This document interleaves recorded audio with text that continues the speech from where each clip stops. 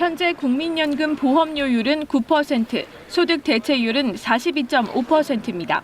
보험료율은 1998년 이후 25년째 그대로입니다.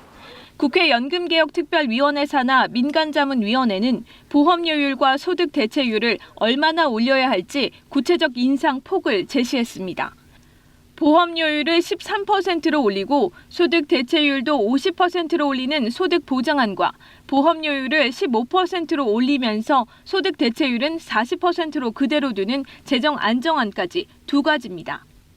장기적으로 구조개혁의 큰 틀을 유지하는 선에서 시급한 모수개혁부터 우선순위를 두는 것이 합당하지 않냐.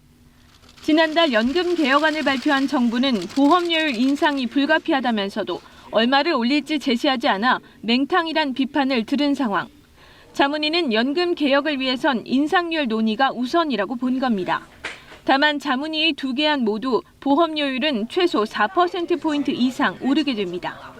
국회 연금특위는 곧 공론화위원회에서 이해 당사자인 노사 의견을 들을 예정인데 그때까진 정부도 보험료율과 소득 대체율 등이 담긴 모수 개혁안을 마련해달라고 요청했습니다. 어느 정도 틀이 잡힌 안건을 주고 의견을 물어야지 백지 상태로 공론화위원회를 운영하기는 대단히 어렵습니다. 정부가 핵심 숫자를 정하지 않은 채 국회로 넘긴 공은 다시 돌아왔습니다. 연금특위 활동이 내년 5월에 만료되는 가운데 자문위가 제시한 모수 개혁안이 논의를 촉발할 수 있을지 주목됩니다. KBS 뉴스 김민경입니다. 민간자문위원회가 제시한 두 개안을 적용하면 기금 고갈 시점을 현재 2055년에서 최대 16년까지 늦출 수 있습니다. 보험료율을 15%로 인상하게 되면 소득 대체율을 한 3분의 1 정도 인하하는 것과 비슷한 규모의 재정 안정화 효과가 있다는 말씀입니다.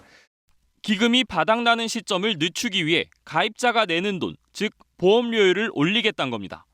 현행 국민연금 보험료율은 9%. 한 달에 300만 원을 벌 경우 매달 27만 원을 보험료로 내야 하는데 보험료율이 13%로 올라가면 12만 원을 더 내야 합니다. 15%까지 인상될 경우 매달 내는 돈은 45만 원으로 늘어납니다.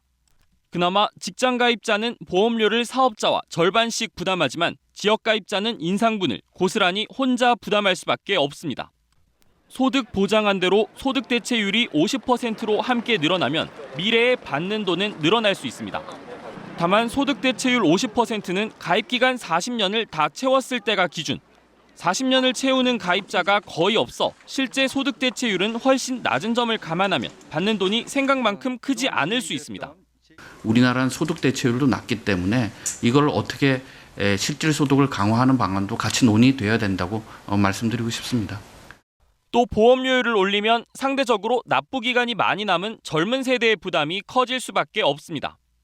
정부는 내는 돈과 받는 돈 비율은 기초연금 등 다른 연금 수급까지 포함해 정확히 따져봐야 한다는 입장인데 이에 따라 구조개혁이 필요하다는 의견을 계속 강조할 것으로 보입니다. KBS 뉴스 정수배입니다. 국회 연금특위의 성과는 일단 보험료율과 소득 대체율을 확정해 경우의 수를 두 가지로 압축한 겁니다. 정부 산하 국민연금 재정계산위원회의 24가지 시나리오보다 대폭 줄었지만 그러나 이 역시도 최종안은 아닙니다. 두 가지 경우를 다시 하나로 압축해야 하기 때문입니다. 정부는 여전히 구체적인 보험료율과 소득 대체율을 밝히지 않고 있습니다.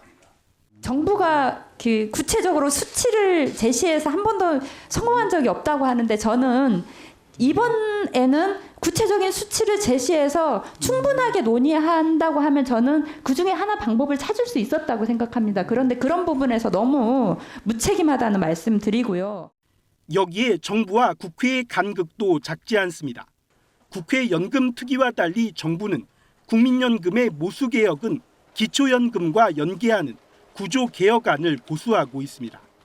구조개혁과 같이 가야 된다고 생각이 듭니다. 그렇지 않으면 고갈 시기만은 단순히 6년 내지 7년 내지 16년 연장하는 거기 때문에 그러면 또 5년 있다가 또 다른 문제에 또 봉착을 하기 때문에 국회 연금특위는 앞으로 이해 당사자가 참여하는 공론화위원회를 통해 한 가지 최종안을 확정할 계획입니다.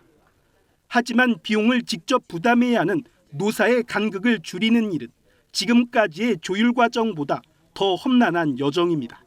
또 수급 개시 연령과 국민연금의 기금 수익률 확대라는 변수를 고려하면 두 가지 시나리오가 다시 10개 이상으로 늘어날 가능성도 배제하기 어렵습니다. 국회 연금특위는 내년 총선 전까지 한 가지 최종안을 확정한다는 계획이지만 표심에도 민감한 사안이어서 개혁의 속도를 낼 수 있을지 주목됩니다. KBS 뉴스 오종우입니다.